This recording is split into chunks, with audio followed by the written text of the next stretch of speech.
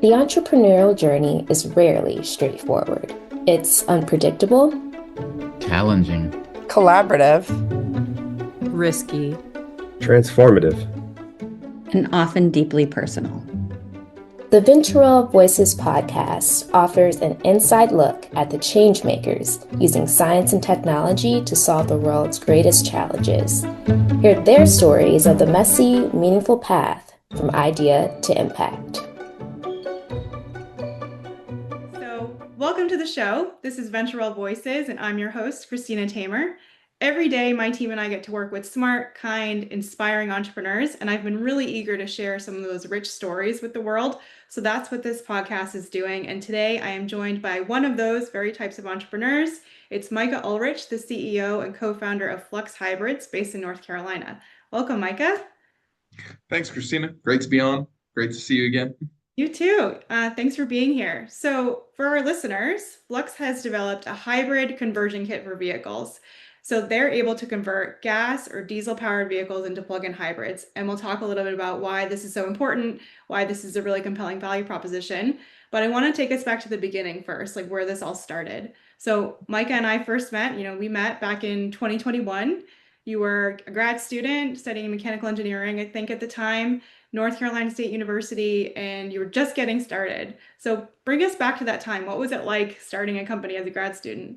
Yeah, so this was a little unique in that NC State has a program that for your senior design project in undergrad, you can choose the standard industry sponsored, a large company will come and give you a problem and a budget, and you have to solve it. And usually the team that solves it best gets a job offer or two. They have another one that is, they called it the entrepreneurship senior design, and you come up with your own problem, your own solution, and run it like a startup. And the university basically renounces rights to the IP, which is awesome. But you have to come up with your own budget and figure it out. So we had done that with this idea in 2019 and 2020 and finishing up my undergrad in mechanical engineering. And that was where it's like, okay, this is interesting. This has some legs. We'd won some grant funding to prototype a little more. And the way to keep things going and fund my startup habit was to go to grad school and take out loans. So I started a master's in engineering, which I've since finished. I kind of backed into it, but I have the diploma. It's there. I got decent grades, maybe a little less than decent, but got a ton of great resources like VentureWell. That was a shameless plug there, but also university resources and other things that I wouldn't have had access to, that when you're developing hardware, you really need backing from something. You can't just go with a laptop in your room and whip up a prototype. It takes, I think our first prototype was $30,000 on a rust bucket Ford Ranger that had like hundreds of thousand miles in Michigan on it. So truly a rust bucket, and that was a cheap prototype. So yeah, that's really sounds like a great program. It's great when universities are sort of incentivizing technology development and entrepreneurship and startup creation. But I think I'd love to hear a little bit more about your upbringing, because you mentioned startup habit. You mentioned that you had some of these mechanical skills. Tell me a little bit about that, because it feels like you fell into something that was perfect for you. Yeah, so I've always been a schemer. When I was like 3 years old, I'd get asked, "Oh, what do you want to be when you grow up?" And that's a dumb question to ask a 3-year-old. Yeah.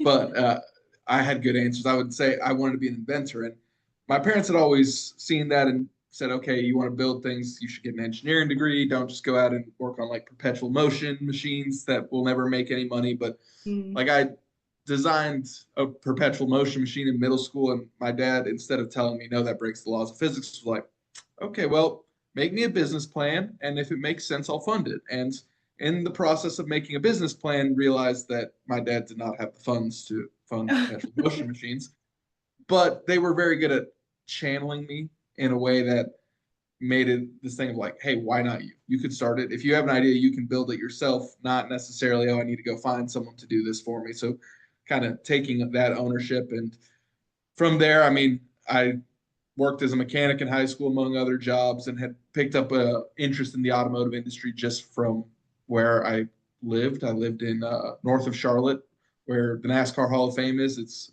a town called Mooresville, North Carolina, and some of the surrounding areas is where I lived, and that's where all the race team have garages. So a bunch of my friends' parents were crew chiefs for NASCAR teams, NHRA drag race teams, all this. So there's a lot of automotive history there that I was just surrounded with, and it was interesting. It was cool. It was something that I liked as a kid that I just maintained interest in. And then when I was going to college, mechanical engineering made perfect sense for that. And then the idea itself came from me making fun of my dad because he got a really ugly hybrid. And I, as a teenage boy does, you make fun of your father. And then it's faster than my car, and it averaged 70 miles per gallon because it's a plug-in hybrid. And that got the wheels turning of like, every car should be like this. Why am I not getting this in the standard, Ford Focus I had at the time? Or why can't we get this in trucks or things that actually use a ton more fuel? Like, why isn't this a mainstream technology in 2018, 2019? And that was the problem I found that we set out to solve with Flux Hybrids, and what we developed through all these programs and what we've been developing through to today. Yeah, it's a really remarkable convergence of like just your childhood, your local, environment, your personal interests, your skills. So it's you found the perfect job for yourself, which is really cool to see. And now you're leading a team of 7. You have lots of sales in your pipeline and purchase orders. Like that's a really big deal. Tell me how you feel now about, having gotten to this point. Well, I mean, the day to day is everything's still on fire, and I don't know what I'm doing. I think that's just the standard entrepreneur playbook. I've even talked with some amazing founders who've exited for hundreds of millions of dollars, and they're like, "Yeah, I didn't know what I was doing for a single day of that." So Take it till you make it, right? So yeah, there's the imposter syndrome, but it is cool to look back and see how far we've come. And I talked about a prototype for $30,000 that we end up putting together in a parking lot, to now we have a 5,000 square foot facility, and we've all made money off of this for multiple years, varying levels of income because it's up and down. But it is something cool to see how this has gone from that thing where it's that wacky project that I tell my parents about, and they're like, okay, yeah, but like, how's the job hunt? Or things like that, to, no, this is my career. I am introduced as the owner of a company, the CEO of a company, and like, that is how I make my living, and that this is the job that I've built for myself and that my team has helped us build together. And that's a cool experience to see over, the first few years out of college and grad school. Yeah, you're legit. So yeah, you should be Today. proud. Yeah, no, Yeah. you really are. And it's cool because you are doing something that, pulls in all of your skills and your lived experience. And it also, is a real company. Like you're actually solving a lived, felt problem for the fleet managers. And it also has environmental impact. But maybe you can go in, we haven't talked too much about what Flux does yet. So go into the customer and how you solve a problem for them. Yeah, so as we mentioned, it's a plug-in hybrid conversion kit is kind of the base level to think about it. So it's stuff you bolt onto an existing vehicle that lets it run off electricity when it's available, but still fall back on gas when it needs it. So for reference, what we'll see on like a Ford F-150, they normally get about 17 miles per gallon for a pickup truck of that size. Our technology takes it to about 32 miles per gallon on average, and that's on the EPA rated combined drive cycles. It does that because it lets you run the first section of your drive very heavily electric or even all electric, so you can get 20 miles all electric, which for the average driver, you're going to and from work, you're going to and from the grocery store, things like that are short drives in bursts. Not, you may go on a long road trip once a month, but it's not regular. So that electrifies a large portion of your drive. A disproportionate proportion is that first 20, 30 miles if you can electrify those. And what we found, the best use case for this is not actually drivers like you and me, it's fleets, because they use much heavier vehicles than we use. They drive much more regularly than we drive. And the operations they're doing are much more critical. Like if you can't go to the grocery store, that's bad. It's inconvenient. If the power company can't get out to the power lines that are down to get power back on, that is in several cases a matter of national security. Like that is their entire reason for having a government controlled monopoly. So there's a lot of key investment that goes into fleets towards keeping that uptime and a lot of hesitance around adopting new technology like all electric vehicles, even when it is available in these weight classes for these. So giving them a smoother option or like a step in between to transition lets them say, okay, we can reduce our fuel use, we can save money, it'll pay for itself in savings, we reduce our impact on the environment. But if a hurricane comes through, we can still get out with gas and get the job done the way we always have. And that's a really compelling sale to fleets. Yeah, so it makes so much economic sense. It also like is saving them on fuel costs, obviously on maintenance costs. So it's a very clear value proposition, and you've unlocked, like I like that you said it's, it's not just like one car for someone doing their errands. This is like fleets of hundreds or maybe thousands of cars. Like if you think about all the commercial vehicles you see on the road, like those pickup trucks, they're managing like cars and vehicles in bulk. So you're making a big impact that all adds up. Yeah, and that's really like the F-150 is a great example because that's the smallest vehicle we do. Like that is a very small subset of fleet vehicles.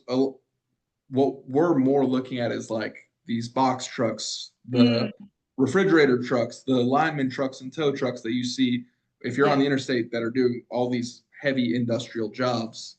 They're also running, at least 260 days a year, some up to even 365 days a year. So they're just putting a ton more carbon into the atmosphere because those engines are on all the time. So it's a higher use subset of the automotive industry that really feels this pain point. Yeah, it can make a big dent in our emissions and our footprint, because transportation contributes 30% of greenhouse gas emissions in the US. So you're able to solve that problem, not just because somebody cares about the environment, you're solving it fundamentally for an economic reason. And then there's this benefit that it's also good for the environment. Yeah, exactly. It's one of those that we're sneaky sustainability is what we've called it. Sneaky sustainability. I like that. That should be like, maybe not your tagline, but we can use that. It's not sneaky if you tell them up front, but yeah. But you don't have to lead with that necessarily. It makes sense for a fleet manager. And it then just lets you sell based on meeting the customer where they're at. So there are some customers who are 100% spending money on how are we going to electrify, and that's awesome. There's a lot of customers, especially in the Southeast, that don't care about that at all. And they say, hey, my fuel budget went up this much. And I say, I can fix that. And that is the entire sales process. And then maybe at the end, they'll be like, oh, hey, I can talk about how I saved our emissions in an annual report or something. But that didn't have any force on them until we got them to the buy decision through the money aspect. Yeah, exactly. And I think there's a solid ROI, return on investment, value proposition for them as well. Yeah, so it varies based on the vehicle, right? So like an F-150, you'll look at about 3 to 4 years for a payback, and they're running these vehicles about 7 years. As you get to the heavier vehicles, that changes a lot based on if they're diesel vehicles, that's more expensive.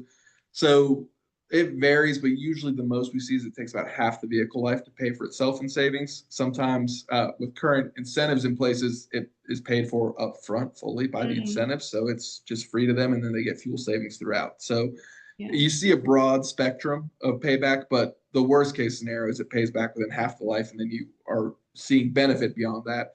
And that's based off historical average gas prices, not accounting for the fact that gas prices have been climbing at more aggressive rates recently as refining capacity goes offline and things like that. Yeah. And then you're not immune to as immune, I guess, to the volatility of gas prices or diesel prices. Yeah, it gives you a little insulation there. Yeah. So can you share a little bit now about where you are at with fleet managers and sales and traction?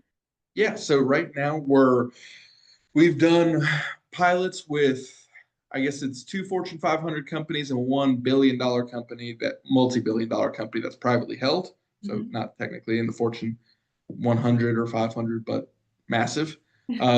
We've done also some work with large municipal fleets, and right now we're gearing up the back half of this year. We have our first $1 million in revenue that we'll be delivering on. So we're going to hit the $1 million in annual revenue, and the pipeline for next year is looking very solid to at least hit 3 million, potentially higher. That's going to be a little limited on production to see. So we're coming out of the pilot stage, which felt like it took forever, and moving to production. And from there, that's you just rinse and repeat for production and growth for a while. I mean, we have a huge market to sell into. There's thousands of new fleet vehicles sold every year, let alone the existing ones on the road. So the growth and capacity will be a lot of interesting new challenges, but we're finally out of the 1Z, 2Z prototype pilot, get something out and now into, hey, we have a solidified product that we are selling in the market. Yeah, I totally hear you. The 1 and 2s are like customers 1 through 10 or sales 1 through 10 are like so hard won. Each of them you really work hard to get, and you still work hard for the ones beyond that. But at some point it becomes more momentum driven, and it sounds like you're at that inflection point right now, which is really cool. And congrats, by the way, on the sales. Yeah. Very exciting. Yeah. I want to dig in a little bit on, we've talked about this. Everything always takes longer than we anticipate. I say this in the programs, and I think entrepreneurs are like, yeah, okay. Like in theory, it makes sense. But can you share about your lived experience with things taking much longer? Well, and so that's the thing of like, if you had asked, the reason I picked this idea amongst like other ideas in college and all that was, it's like, well, this will be a quick one because it just makes so much sense, and we'll get in the market in, quick 5 years, to exit. And that's what you see. Venture capital funds are on 5 to 7 years, and you read TechCrunch, and it's like this company raised a seed round and it hit 100 million ARR in 18 months in AI. You're like, yeah, it's a quick startup. Functionally, what I've learned in this is that one, it's not just a straight line. You have to have time for like hills and valleys. That could be you climbing the same hill over and over and not actually getting any higher. You did something great, you thought you were here, and then you fell off and are doing reclimbing what feels like the same thing for a year. And then the other thing is that so many other startup founders and business owners are in the same thing where, yes, they see the stories, they have that comparison point of what's online, like, wow, this should be going faster. And, I have friends who had companies that they slogged at for 9 and 10 years before they hit $1 million revenue. And they're like, yeah, now I'm getting articles about being the overnight success out of nowhere, but I started this in 2014. And it's like, you start to see that it takes just a lot more pain and suffering and figuring it out than anyone sells you. And I think that's kind of good that you don't know that going in, but when you're in it, you're like, should this be as hard as it is? Like, am I doing it wrong? And no, you're probably doing it right. It's just actually hard. Yeah. Yeah, it's kind of like childbirth. If you knew how hard it would be, would you sign up? But yeah. Well, is there any stories that you could share? Like, I know we do stress tests and Aspire as well. I don't know if you want to relive something very, very stressful, but any big moments that you felt really challenged by? Yeah, I mean, a lot is the short answer. We were coming out of our first 2 big pilots. We were looking at moving to production. There was some unknown still, like we hadn't fully done, but we were like, hey, we need a fundraise. We're out of money. So we put together a round. It was a pre-seed round, and we wanted 750,000. And we had an investor come in on that. We had some commitments, and then one investor came in and was like, hey, I want to oversubscribe you and take you like 800 and some thousand. Like, great, awesome. We're oversubscribed. We're going into Christmas. Gonna tell my family this. Like, you're also running out of money before Christmas, of getting to tell everyone, hey, we're gonna pay you for Christmas. It was a great time. And then because some of the uncertainty with pilots drug out, that investor who swooped in and oversubscribed us, after signing documents, said, actually, no, I'm out, and just never wired us money. And we went from wanting 750, getting 800 to having 300K of the raise. And luckily the other investors, I mean, I had to tell them it's material. So they all been like, well, the biggest check's out, we're out. And they all stepped up and said, no, we're still in. We're going to help you fill out the round as best we can. That was a huge momentum hit. That was a huge, I mean, like, that's the only time I've had tears come out of my eyes on the phone before I had a chance to hang up, was when I got that news that this investor's pulling out. Because it's like, we are about to die in like a week after we just had a huge high. And I mean, we figured it out. It was an awful year. Like, I think I went 6 to 9 months without a salary, like sold blood plasma and did drug trials at various points to pay my bills. And everyone on the team took pay cuts. We lost people who couldn't do that and had to go and get other jobs. And, I get it, but Yeah. it was what it was. So like, it wasn't necessarily a happy ending other than we're still here. But that was one of those things where it's just like, one, how quickly it can turn in like a matter of weeks. You go from having an oversubscribed round and everyone patting you on the back and being like, wow, you're here, you made it. And you're like, yep, we have this money. Here's our plan to deploy it. We're going to be fine. To Yeah. how do we make 300K do what we needed 750 to do? Yeah. A real lesson in, magic kind of. Yeah. Yeah. And the answer was beg and borrow. We didn't steal, but Yeah. it was a rough year. And that was one of those that it's like, there's any number of, I'm not a huge fan of that investor personally. Now, I don't like that happened, but there's any number of reasons that money can fall apart in a deal. Sure. And it is a good lesson of like, hey, until the money is in your account and you've transferred it 5 times and, Yeah. Until you squirreled see it away, how the deal is it's not yours. And Right. like, lessons were learned, and it's one of those things that I wish hadn't happened, but it did happen and we survived. I don't even know that I would go as far to say it made us stronger. Definitely more calloused, but Yeah. like it is something that those are the stressors that happen and like will keep you up at night. And it's funny because I remember early on having stress of it's like, oh, we got down to a month in runway, and I'd be like unable to sleep trying to figure it out. Yeah. After that, it's like for most, we got down to less than a month in runway multiple times that year, and I slept like a baby because it's like I think that's called executive callus. Like you've built up your resiliency. I'm sorry that all happened, but it made you stronger, even if it doesn't feel yeah. like it. It definitely did. And it's one of those that you wouldn't choose, but it's like, okay, now when there are stressful decisions, it's a lot easier to be analytical and say, okay, we've been through worse. Mm-hmm. So is this either worse than I'm perceiving and will be the thing that kills us, or if it's not worse, then we can survive? Like, Yeah. and it really, I think, made me most grateful for my team because, like, that's the thing where my job as CEO is to make sure there's money in the bank. And I had done that until I didn't. And now I'm going to them and saying, hey, guys, I didn't do my job for, reasons, whether it's my fault or not. I mean, at the end, it's my responsibility. And I can't pay you. Like, I'm not paying myself, but I can't pay you this month. Please know I'm doing everything I can, and trust me. And knowing that my team did trust me. And yes, it was hard. And yes, we had, people pick up side jobs and we all coalesced back together, but everyone was so bought in that we're still here. Yeah.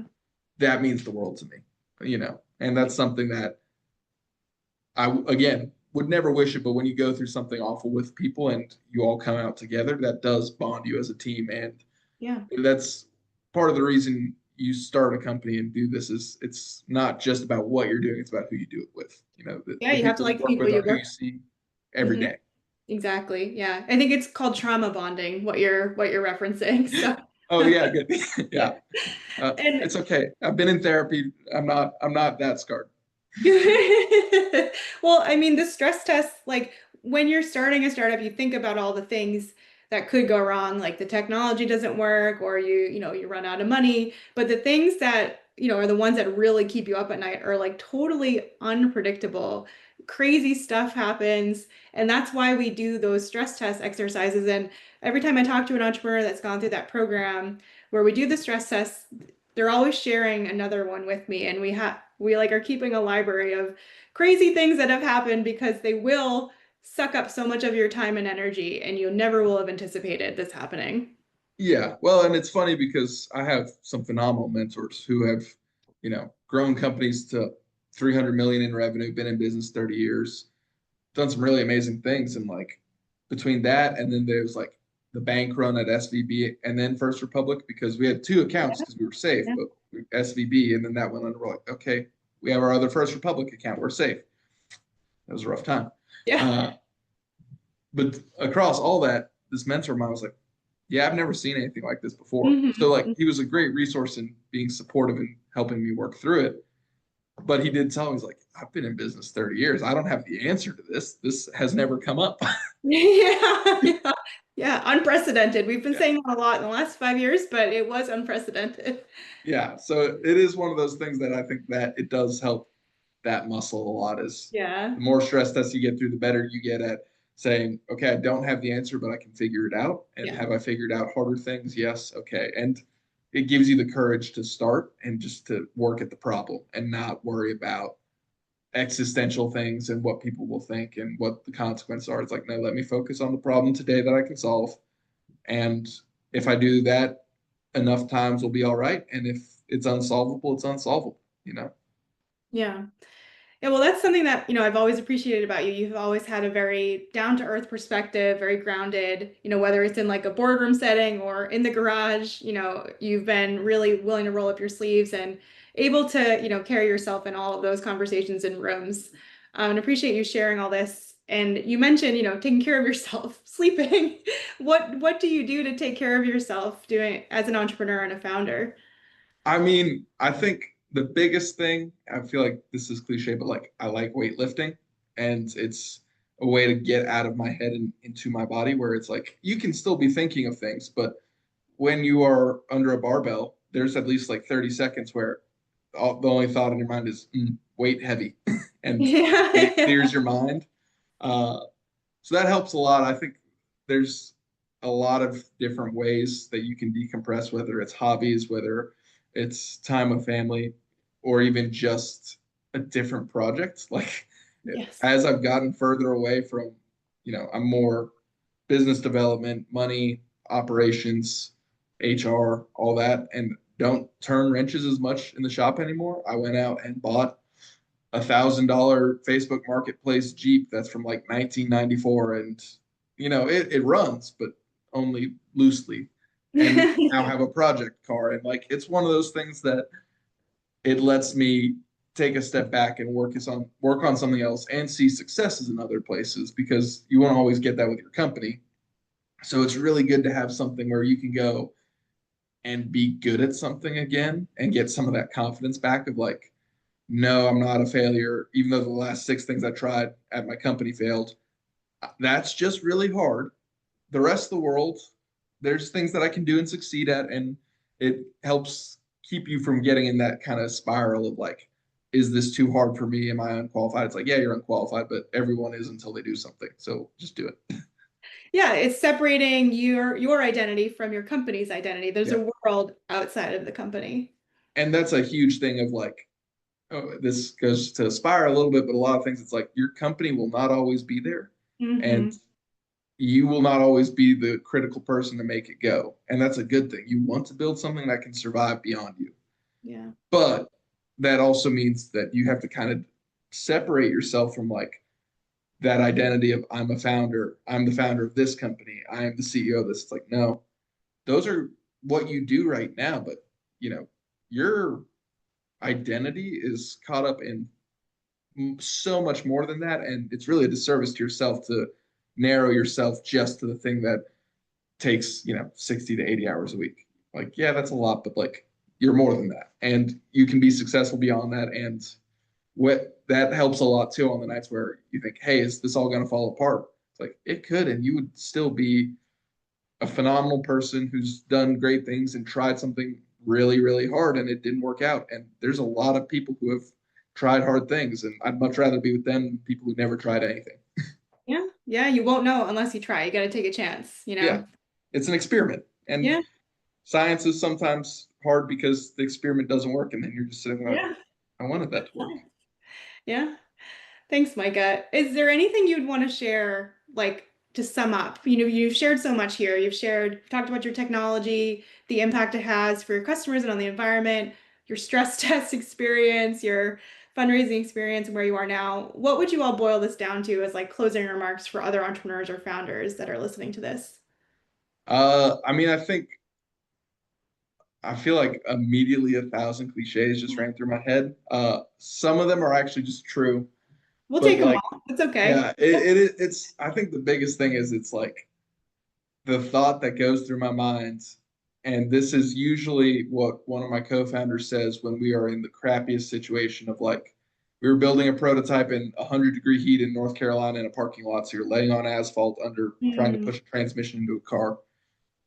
Nothing's working and it's hot and you're sitting here like, why am I here? And his answer is like, where else would you rather be? Like, if you have that entrepreneurial itch, you think about your company, you think about working on it. And there are a lot of times where you're just in it and it sucks. And then you look up and it's like, if I wasn't here, I'd be thinking about being here. It's like, where else would you rather be? And like, when you put it like that, my answer to a lot of things is like, I'm living the dream because I get to wake up every morning and I'm an inventor. And like, that's what I always said I wanted to be. And yes, it's hard and it's way more than I knew could happen in good and bad. But it's like, no, I'm so excited because what else would I rather be doing? And I can't think of anything. Like, it truly is, that is a huge gift because not many people get that in their lives to do what they want to do. So that would be the thing I'd focus on in the hard times.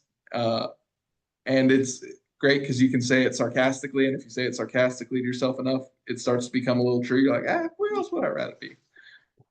That's really sweet. I thank you so much for sharing. Your childhood dream came true, basically, what you said when you were 3. So I'm living the dream every day. Some days it's a fever dream. yeah. Other days it's a nightmare, but it's always a dream. Did you even think that, I think about the time when you were dumpster diving for parts. Did you think that day as well? Yeah, well, that was fun. Yeah. See, You find it's all about your own a luck. lot of interesting things in the dumpsters of industrial places. I'm sure. Yeah, there's if I start listing all the rough places, this will be a lot longer of a podcast. Yeah, it's okay. Yeah. Well, thanks, Micah. I'm so excited to see where you go next. And I'm so happy that we got to be even just a small part of your story. Flux Hybrids is going to be amazing. I'm so proud of you and your growth as a CEO and an entrepreneur. Thank you for sharing your story with us at VentureWell and with our listeners here today. Yeah, it was my pleasure. Thanks, Christina. Thanks, Micah. Take care.